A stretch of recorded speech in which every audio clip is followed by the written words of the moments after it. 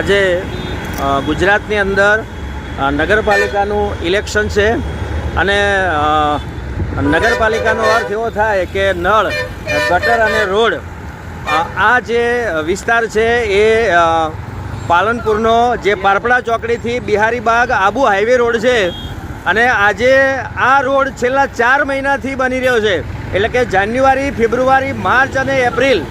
અને આજે ઇલેક્શન હોવા છતાં જે કોન્ટ્રાક્ટર છે એ કોન્ટ્રાક્ટરની બેદરકારી તમે જુઓ કે રોડની વચ્ચોવચ્ચ જે ડેમેજ થયેલા પથરાઓ છે એ પથરાઓ મૂકેલા છે.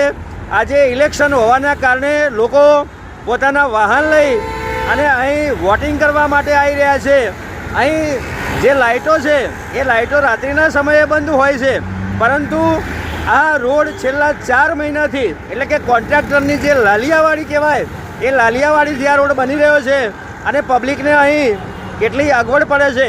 અહીં જુઓ કે આ જે પથ્થર મૂકેલો છે એ રોડની વચ્ચોવચ્ચ મૂકેલો છે અને એને હટાવવાની જે કામગીરી કરવી જોઈએ એ નેશનલ હાઈવે ઓથોરિટી અને કોન્ટ્રાક્ટરે કરેલી નથી. આજે એનું વોટિંગ ચાલુ છે તો લોકોને પાર્કિંગ ક્યાં કરવું એમ, અને આ એક ઘોર બેદરકારી કહેવાય કે ઇલેક્શન જેટલી સંવેદનશીલ બાબત હોવા છતાં રોડની વચ્ચોવચ્ચ એમણે જે કંઈ પથ્થરો મૂકેલો છે એ પથ્થરો હટાવવાની કામગીરી કરેલી નથી.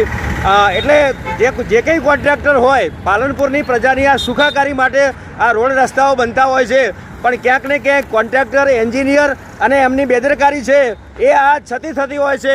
News ACP Banaskantha, Palanpur.